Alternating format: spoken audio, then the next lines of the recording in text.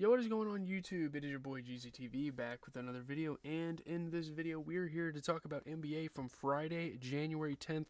Two games I'm going to talk about. We're going to talk Bucks Magic, and then we're going to talk Pelicans Sixers. The other games were blowouts. No, I am not talking about that fucking Celtics game. I don't want to talk about it. Jesus Christ, that was pitiful. Let's start with Bucks Magic because Paolo is back. But obviously, Giannis Antetokounmpo spoils that. He scores 41. The Bucks hold off the Magic by 3. Again, shout out to Paolo Banchero for making his return back to the basketball court. Kind of a player that came back that we have been waiting for a while. That's awesome. Obviously, though, Giannis Antetokounmpo scoring and rebounding at a super high level like he always does, and they beat him. Paolo Banchero returns and he scores at a high level, picks up right where he left off when he was first injured. So that's awesome. Giannis just getting up for alley-oops, using his athleticism. Really fun game here. When Paolo plays, it makes for some pretty entertaining Magic basketball. Paolo just kind of passing the ball around. He missed the game winner. He almost won the fucking game. So that would have been crazy. Damian Lillard was hitting some shots this game. It was a good game by the Bucks. 41 points and 14 rebounds for Giannis Antetokounmpo. Sorry.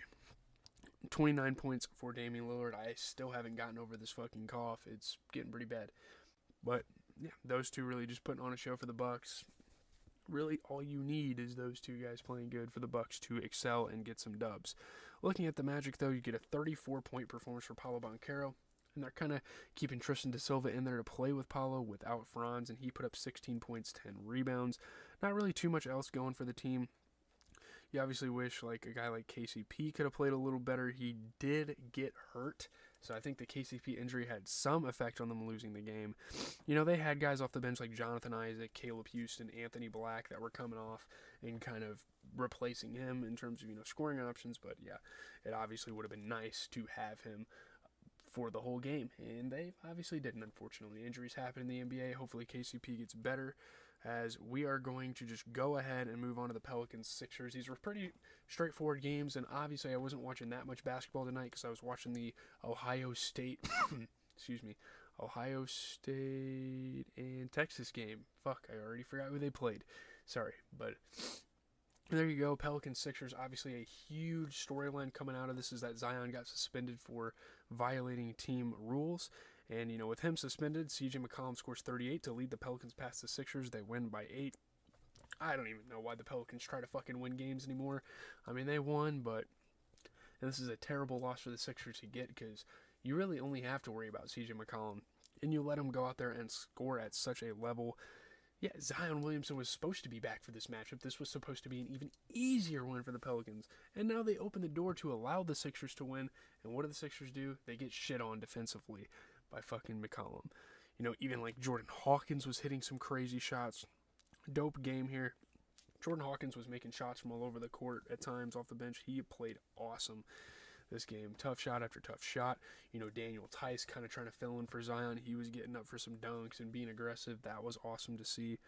But yeah, man, 38 points for CJ McCollum. You cannot let that happen, dude. And then obviously 17 points, 10 rebounds for DeJounte Murray. He shot 40% from 3. And then you get a 21-point performance for Jordan Hawkins. One of the better games we've seen from him in a while. So that's crazy. You look at the Sixers, obviously no Embiid, but dude, you still should have won this. Paul George, 25 points, 11 rebounds. You get 30 points and 12 assists for Tyrese Maxey. You get 21 points for Kelly Oubre off of 40% three-point shooting. Having Caleb Martin in your starting lineup, I really don't know about it. Maybe they should start experimenting and maybe throw guys like Eric Gordon, Reggie Jackson, Ricky Council, try some other stuff, because I really am not a fan of Caleb Martin being a starter on this team. I don't think Yabusele, missing Embiid was the problem, because Yabusele played decent in the minutes he was given. Obviously, Embiid would have given them an extra push, but yeah, tomorrow, we're just going to look ahead to tomorrow. Obviously, you get the Lakers and the Clippers games getting postponed. And there's playoff football anyway. I'm not going to focus too much on basketball, but again, if there are good games, I will pay attention to them. But tomorrow, in terms of, games I think are going to be good, we have the Rockets-Hawks at 2. I'm probably going to watch that before the NFL playoffs start.